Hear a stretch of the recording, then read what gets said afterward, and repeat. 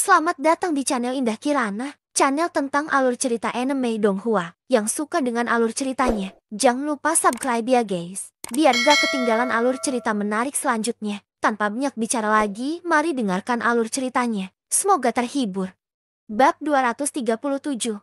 Berakhirnya pertemuan besar alkemis telah menyebabkan reputasi Xiaoyan melambung tinggi di alam liar kuno. Banyak orang datang untuk mencari audiensi dengannya. Terlepas dari apakah itu di jalanan atau di luar kota, semua orang mendiskusikan juara pertemuan besar alkemis. Alkemis menakutkan yang telah menyempurnakan pil di tier lengkap. Yan Xiao, tanah liar kuno sekali lagi menjadi hidup karena hal ini. Pintu masuk asosiasi alkemis dipadati oleh sekelompok setengah kaisar hingga setetes air pun tidak bisa menetes. Para tetua asosiasi juga sangat terkejut dengan hal ini untuk pertama kalinya setelah bertahun-tahun. Namun, Xiaoyan tidak lagi tergabung dalam asosiasi. Terlepas dari berapa lama orang-orang ini menunggu, mereka pasti tidak akan bisa melihatnya. Menghadapi situasi seperti ini, Guli dan Cilin merasa tidak berdaya di hati mereka. Xiaoyan sudah meninggalkan asosiasi selama beberapa hari. Namun, orang-orang ini telah menunggu di pintu masuk asosiasi selama berhari-hari. Meskipun Guli pernah melangkah maju untuk memberitahu mereka bahwa Xiaoyan sudah pergi, orang-orang ini tetap menolak untuk berubah pikiran. Meskipun ada juga sebagian dari mereka yang memilih untuk pergi, ada lebih banyak lagi yang masih berpikir bahwa Guli menipu mereka. Sementara Guli dan yang lainnya merasa tidak berdaya di dunia luar, Xiaoyan saat ini sedang berlatih dengan damai di ginseng, dunia spiritual. Untuk menyempurnakan pil lengkap di tier selama pertemuan besar alkemis, Xiaoyan telah mengerahkan seluruh upayanya. Meskipun dia tampak dalam kondisi baik setelah kompetisi, itu hanya karena Xiaoyan telah meminjam kekuatan pilnya. Tidak ada kekurangan pil obat di tier di cincin penyimpanan yang ditinggalkan Heimu. Namun, pil obat pada akhirnya merupakan objek eksternal. Meskipun mereka dapat mendukungnya untuk sementara waktu, mereka tidak dapat sepenuhnya diandalkan. Ketika Xiaoyan memasuki dunia spiritual ginseng, pil obat di tier di tubuhnya belum dimurnikan. Selama beberapa hari ini, Xiaoyan tidak berani mengendur. Dia telah melihat kekuatan pil obat di tier sebelumnya. Meskipun dia telah mengkonsumsi pil obat di tier, dia tidak bisa membiarkan kekuatannya menyebar secara sembarangan ke dalam tubuhnya. Jika tidak, hasil akhirnya adalah keuntungan yang diperoleh tidak akan menutupi kerugian. Setelah bertemu dengan Luo Tua dan Cilin, Xiaoyan dengan sepenuh hati membenamkan dirinya dalam pil obat di tier di tubuhnya. Kali ini, dengan Xiaoyan mengambil inisiatif untuk memperbaikinya, aura Xiaoyan sekali lagi pulih ke puncaknya dalam beberapa hari.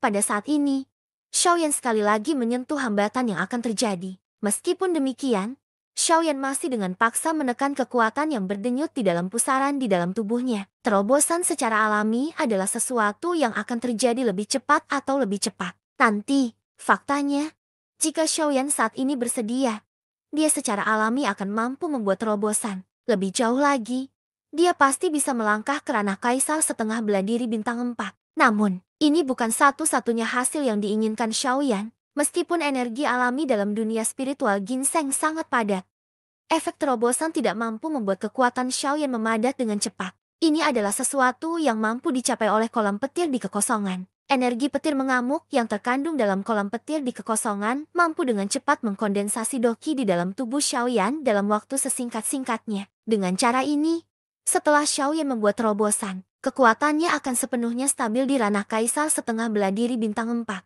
Ini juga akan membawa manfaat yang tak terhitung jumlahnya bagi budidaya Xiaoyan di masa depan. Daripada terburu-buru membuat terobosan sekarang dan menyebabkan kekuatannya tidak stabil, lebih baik menunggu beberapa saat. Kekuatan dan fondasi adalah hal yang paling penting. Penampilan yang kuat tidak akan membuat seseorang mengungguli yang lain. Bagaimanapun, bahkan di antara para ahli di level yang sama, masih ada perbedaan kekuatan. Misalnya saja Xiaoyan dan Modi. Bukankah mereka adalah contoh yang paling jelas mengenai hal ini? Xiaoyan menghembuskan udara keruh yang tertahan erat di dadanya. Dia perlahan-lahan menarik diri dari kondisi kultivasinya. Saat dia merasakan doki yang berputar di dalam tubuhnya, Xiaoyan tanpa sadar mengerutkan kening. Ini adalah tanda terobosan itu akan membuat siapapun terkejut. Namun, pada saat ini, itu adalah sesuatu yang paling tidak ingin dilihat oleh Xiaoyan. Sebuah pemikiran melintas di benak Xiaoyan dan dia perlahan-lahan menekan kondisi yang tidak biasa di dalam tubuhnya saat ini. Dia akhirnya perlahan mengulurkan tangannya. Telapak tangannya yang putih memantulkan cahaya hangat seperti batu giok di bawah sinar matahari. Cincin penyimpanan hitam pekat di jarinya tampak sangat menarik perhatian saat ini. Xiaoyan menghirup udara dalam-dalam. Sebuah pikiran sekali lagi terlintas di benaknya. Dia dengan lembut mengepalkan tangannya dan sebuah lampu menyala. Segera, botol giok tipis muncul di tangan Xiaoyan. Benda di dalam botol ini adalah energi asal spiritual yang Guyu ekstrak dari Kingmu. Meskipun Xiaoyan untuk sementara tidak dapat meningkatkan dokinya, pertama-tama dia akan memfokuskan pikirannya pada kekuatan spiritualnya. Dengan kekuatan spiritual Xiaoyan saat ini, jika dia menunggu sampai dia memurnikan dan menelan esensi spiritual ini, kekuatan spiritualnya mungkin benar-benar sebanding dengan seorang alkemis peringkat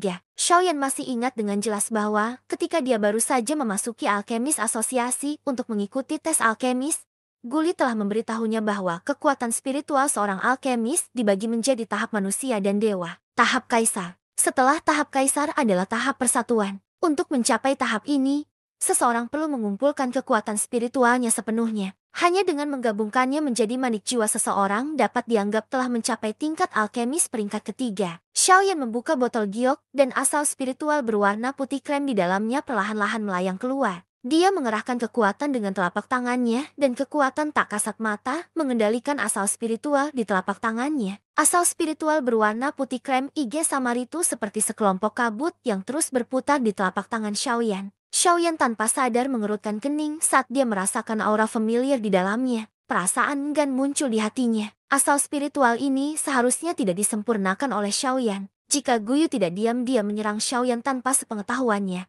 Xiaoyan tidak akan membiarkan Kingmu terluka. Namun, asal spiritual yang seharusnya dimiliki Kingmu telah mendarat di tangannya. Omong-omong, mengingat hubungan antara Xiaoyan dan Penatua Luo, dia bisa dianggap mengenal suku roh ginseng. Tindakannya saat ini sedikit tidak berperasaan. Hihi, bocah nakal.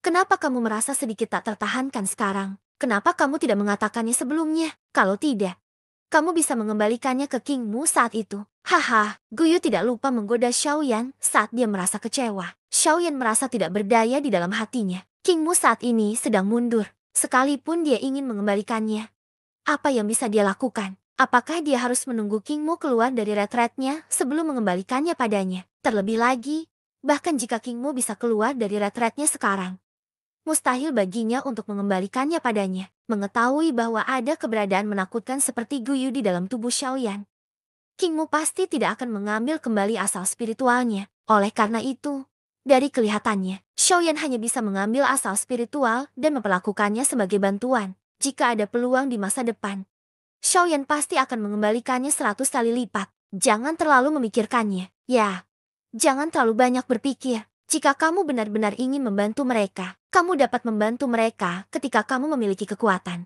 Meskipun mereka terlihat bagus sekarang, mereka hanya berada di perbatasan benua. Apa yang telah kamu lihat? Terlalu sedikit.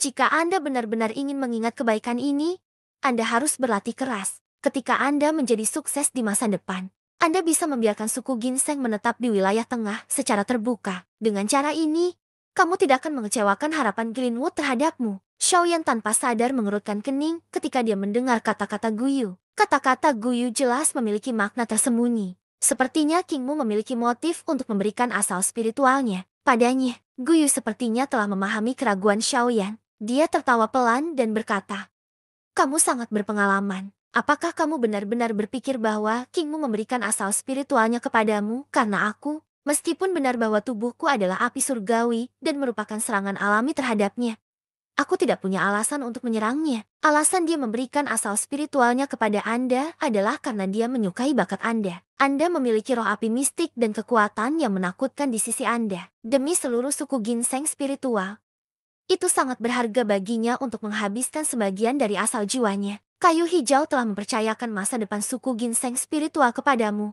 Bab 238. Xiaoyan duduk bersila di atas batu hijau di dunia spiritual ginseng. Kedua matanya tertutup rapat ketika pikirannya mengamati bagian dalam tubuhnya. Di permukaan, Xiaoyan tampak seperti sedang berlatih. Namun, pada saat ini, ada kekuatan spiritual menakutkan yang berputar di dalam tubuhnya seperti gelombang dahsyat. Xiaoyan tidak menyangka kekuatan spiritual yang terkandung dalam kelompok esensi spiritual Kingmu ini begitu menakutkan. Itu jauh lebih kuat dari kekuatan spiritual yang digunakan Xiaoyan untuk memurnikan dan menelan Heimu. Meskipun Heimu pernah menjadi ahli dari sekte asal pada puncaknya, Kekuatan spiritualnya telah lama melemah seiring berjalannya waktu hingga hanya tersisa sedikit. Memang ada kesenjangan jika dibandingkan dengan Kingmu. Namun, ini dianggap sebagai kegembiraan yang tak terduga bagi Xiaoyan. Setelah menyempurnakan fragmen jiwa Heimu, kekuatan spiritual Xiaoyan telah melonjak. Saat ini, hanya ada sedikit alkemis dengan level yang sama yang bisa menandinginya dalam hal kekuatan spiritual. Jika dia menelan esensi spiritual ini, akankah kekuatan spiritual Xiaoyan dapat mengambil kesempatan untuk membuat terobosan? Xiaoyan menenangkan pikirannya dan dengan hati-hati merasakan gugusan esensi spiritual di dalam pusaran di dalam tubuhnya. Sebuah pemikiran melintas di benaknya dan sekelompok api surgawi yang cemerlang muncul dari dalam tubuhnya. Perlahan-lahan membungkus esensi spiritual. Esensi spiritual sepertinya merasakan sesuatu ketika sedang dibungkus. Awan esensi spiritual seputih susu dengan cepat bergejolak di bawah selubung api surgawi, seolah ingin menemukan titik terobosan dalam api surgawi. Namun, api surgawi telah sepenuhnya menyelimutinya. Setelah sekian lama, tidak ada gunanya. Bola asal jiwa ini hanya bisa meringkuk seperti tupai kecil. Dalam sekejap, esensi spiritual putih susu seukuran kepalan tangan dengan cepat menyusut. Meski menjadi sedikit lebih kecil, Xiaoyan dapat merasakan bahwa kekuatan dalam esensi spiritual juga menjadi semakin diaglomerasi. Hal ini menyebabkan Xiaoyan tanpa sadar mengangkat alisnya. Memang benar, aglomerasi kekuatan spiritual dapat membuat seseorang menjadi lebih kuat. Meskipun penampilannya tidak sebaik sebelumnya, kekuatan yang terkandung di dalamnya jauh melampaui sebelumnya. Tidak heran para alkemis bisa menggumpalkan sesuatu seperti manik jiwa. Sepertinya mereka telah menyempurnakan kekuatan spiritual seperti Doki. Mau tidak mau merasa sedikit terkejut saat melihat pemandangan ini. Dia tersenyum di dalam hatinya dan mengabaikannya. Tidak peduli apa. Tidak peduli seberapa diaglomerasinya esensi spiritual. Itu ditakdirkan untuk disempurnakan oleh Xiaoyan hari ini. Esensi spiritual waktu pelatihan. Seseorang harus berhati-hati. Dalam sekejap mata, 3 hari. Esensi spiritual seukuran kepalan tangan di dalam tubuh Xiaoyan secara bertahap disempurnakan. Adalah, pada saat yang sama, kekuatan spiritual Xiaoyan juga menjadi semakin kuat. Kekuatan spiritual yang agung bagaikan lautan. Gelombang spiritual yang bergejolak-bergejolak tanpa henti di dalam tubuh Xiaoyan. Selain dokinya yang sama penuhnya, Xiaoyan mengalami kesulitan menekan kekuatan yang semakin kuat di dalam tubuhnya dalam sekejap. Pada saat ini, alis Xiaoyan terkatup rapat. Dia tidak menyangka bahwa peningkatan kekuatan spiritualnya kali ini akan benar-benar memicu doki di dalam tubuhnya. Jika ini terus berlanjut, kemungkinan besar dia tidak punya pilihan selain melakukan terobosan hari ini. Saat ini, Xiaoyan seperti balon yang terisi penuh.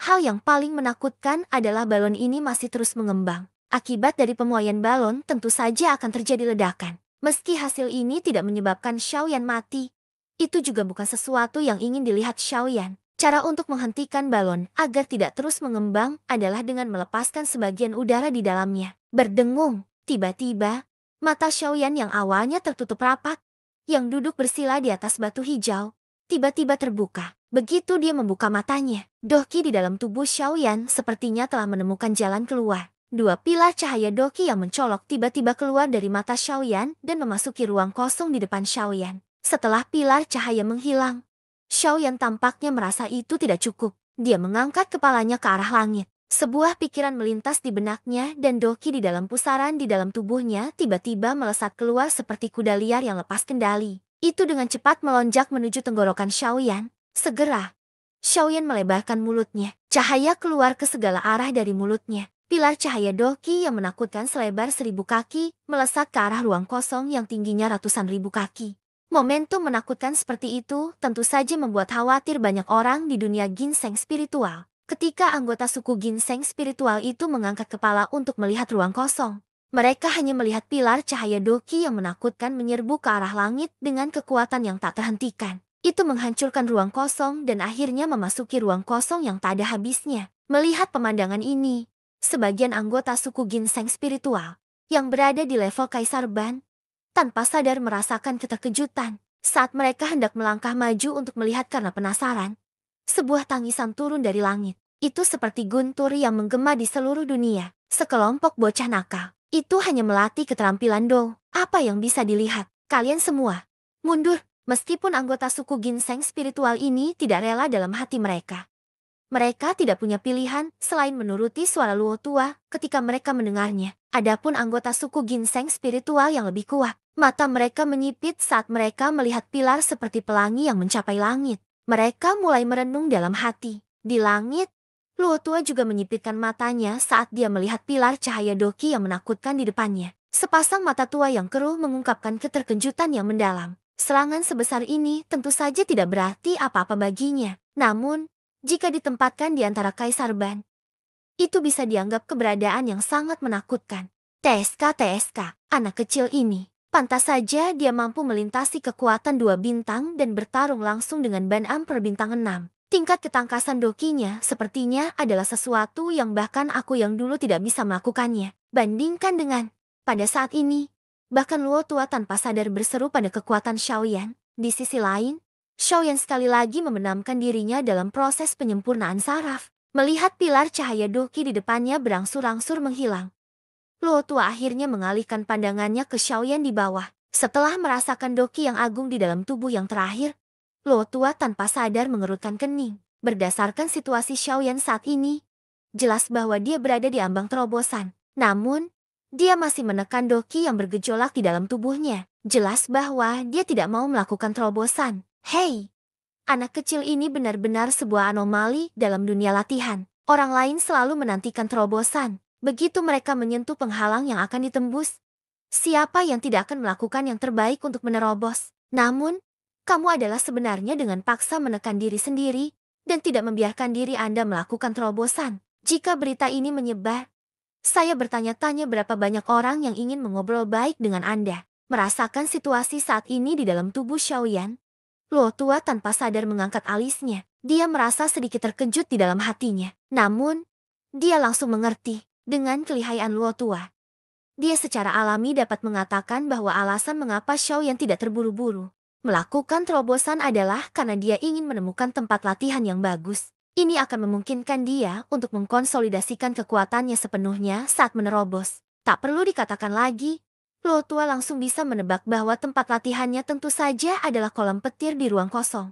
Benar sekali. Namun, dari kelihatannya, anak kecil ini seharusnya menyempurnakan esensi spiritual. Hei, sungguh anak kecil yang beruntung. Sementara Luo tua menyelidiki Doki yang bergejolak di dalam tubuh Xiaoyan, kekuatan esensi spiritual yang disempurnakan oleh Xiaoyan secara alami juga terdeteksi oleh Luo tua. Namun, aura yang hampir tidak ada di dalamnya menyebabkan dia tidak dapat mendeteksi bahwa itu adalah kekuatan esensi spiritual Qingmu. Waktu berlalu, dalam sekejap mata, sudah 5 hari sejak Xiaoyan mulai menyempurnakan esensi spiritual. Kekuatan spiritual Xiaoyan juga melonjak dengan kecepatan yang sangat menakutkan di mata orang biasa. Dengan kekuatan spiritual Xiaoyan saat ini, dia bisa dikatakan tak terkalahkan di antara alkemis tingkat 2. Setelah gumpalan terakhir dari esensi spiritual sepenuhnya dimurnikan dan diserap oleh Xiaoyan, mata hitam pekat Xiaoyan, yang telah tertutup rapat selama 5 hari, juga perlahan terbuka. Saat Xiaoyan membuka matanya, panah tak kasat mata tiba-tiba ditembakkan dari matanya yang dalam. Kekuatan tak kasat mata keluar dan ruang kosong di depan Xiaoyan langsung terdistorsi. Segera, kekuatan tak kasat mata melesat di depan Xiaoyan seperti bola meriam yang ditembakkan secara eksplosif mengikuti suara ledakan yang teredam. Kemanapun ia melewatinya, selokan sedalam puluhan kaki terbentuk di tanah hijau subur karena kekuatannya yang menakutkan. Segera setelah itu, sebuah batu gunung yang berjarak 1000 kaki dari Xiaoyan tiba-tiba pecah. Pecahan batu berterbangan kemana-mana dan garis retakan yang sangat berbahaya terbentuk secara paksa di seluruh gunung karena serangan ini. Xiaoyan tidak terkejut saat melihat pemandangan ini. Kekuatan-kekuatan spiritual seseorang mirip dengan Doki. Hanya saja agak merepotkan untuk berlatih. Dengan kekuatan spiritual Xiaoyan saat ini, sepertinya dia bisa dengan mudah menghadapi setengah kaisar bintang 3 biasa jika dia menggunakannya dalam pertarungan. Makanya, aktivitas kecil di hadapannya ini memang tidak berarti apa-apa. Ya, lumayan. Kekuatan spiritualmu saat ini telah mencapai puncak kekuatan spiritual di state tingkat lanjut. Kamu hanya selangkah lagi dari di state yang sempurna. Tingkat kekuatan spiritual ini cukup bagimu untuk mengalahkan alkemis lain pada tingkat yang sama. Peningkatan kekuatan Xiaoyan menyebabkan Guyu yang berada di dalam tubuhnya menghela nafas kagum. Tanpa diduga, Xiaoyan tidak hanya tidak dibunuh oleh Heimu selama perjalanan mereka ke dunia roh, tapi dia juga mendapat manfaat dari bencana tersebut. Kekuatannya tidak hanya mencapai puncak tingkat kaisar setengah bintang 3 tingkat lanjut. Namun kekuatan spiritualnya juga telah mencapai tingkat negara bagian di tingkat lanjut. Dia hanya selangkah lagi dari di state yang sempurna. Kecepatan pertumbuhan yang menakutkan ini bahkan menyebabkan Guyu tanpa sadar menghela nafas takjub. Xiaoyan menyipitkan matanya saat menghadapi ini. Ekspresi wajahnya diam-diam berubah. Tangan di bawah lengan bajunya juga perlahan mengencang. Setelah itu, dia sekali lagi membukanya perlahan. Ekspresi tekad melintas di bagian dalam matanya. Dia berhenti sejenak sebelum bergumam pelan di mulutnya. Tingkat lanjut di negara ya. Aku ingin tahu, apakah aku berhasil membentuk manik jiwa? Bersambung ke bab selanjutnya.